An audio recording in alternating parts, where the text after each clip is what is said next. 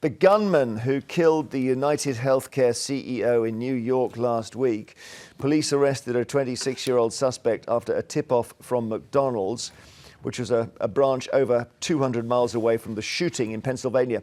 Authorities say Luigi Mangione was carrying a gun believed to be the one used in the shooting, as well as a handwritten manifesto and a fake ID matching the one used at a hostel in New York.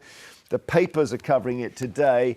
The Mail, this weird thing where there was some sort of talk of him being very handsome, and therefore the papers called him the hot assassin, which is a bit tasteless, really, given the circumstances. So they then say he's been arrested, the suspect is arrested. He does seem somewhat banged to rights, this guy, given that he was also carrying a manifesto which was anti-capitalism. A lot of people thought this was going to be a guy who was somebody who was aggrieved at a particular healthcare company. It actually seems like he's got a very interesting profile. He's from a very wealthy family. Can you see that? And he's an Ivy League graduate, so they're the best universities. But he's an anti-capitalist, Albie. So for some reason, he wants to kill people who run big companies. Oh, it's an absolutely extraordinary story. I mean, his family are from, I believe it's a prominent family in Maryland. They own country clubs, they own nursing homes. I believe one of his relatives is involved in some sort of local government over in the States. I mean, much has been made about his supposed attractiveness. I think we probably just need to put that to one side, because the crimes that he is alleged to have committed are absolutely heinous. I remember hearing about this news story last week, whenever it happened, and I was just in utter shock. And actually, the way that it was described, it was always being described as if it was a hitman that had been hired to do this. It was done so professionally with a silencer. But then this gun was found in this young man's bag, a silencer, a pistol, made in a 3D printer.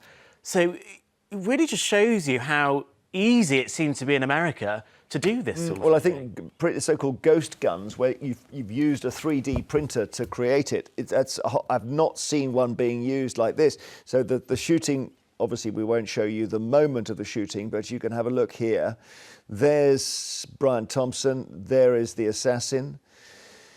Yeah, 3D printer printing this gun. The whole thing's I don't nuts. understand. It is, and it's quite terrifying, really, as you say, because he's come from this, as you say, this good family, Baltimore, Maryland, which is actually where the Bidens. Oh, really? They come from that area too. So probably his parents know the Biden. You know, I mean, there is that. Well, he's Delaware, isn't he? Yeah, Biden. Delaware. Yeah. Yeah. But it's close. That's good. Yeah, they're somewhere in the west, east, North America.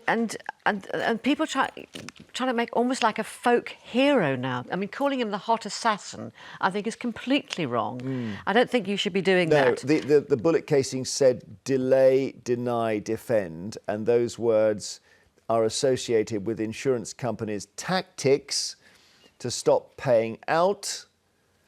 So that's an undertow here, yes. But as you say, you know, if you thought if it was somebody who had a real grievance against an insurance company, say not paying out on their parents' cancer treatment and then, you know, whatever. So, you know, you can imagine a scenario like that and you can think, well, OK, it's a sort of a retribution, a crime of passion. Not that that's any better, but this is a kind of political, philosophical thing.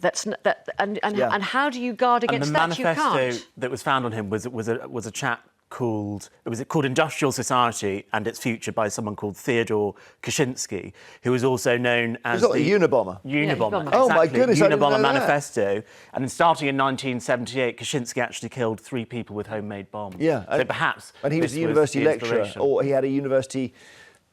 He was associated with a university, so he was a very well-educated person. So he was not who they expected to find when they traced him. I didn't know it was Kaczynski who wrote that. That's amazing. Intellectualised it and what justified are it the to parents themselves thinking about what's happened to their son? But at the same time, he does actually fit the profile of a lot of these shooters in the US, i.e. young, single men. It's extraordinary that so many recently, you know. The guy who took a shot at those shots at Trump. Thomas Crooks. Yeah, 19?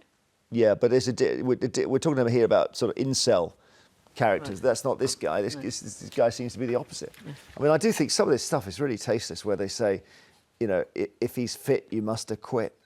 What's going on? This is just this. It's social media. The craziness. Social media, that no morals, no humanity, just No, a quick. they don't have any compassion. No.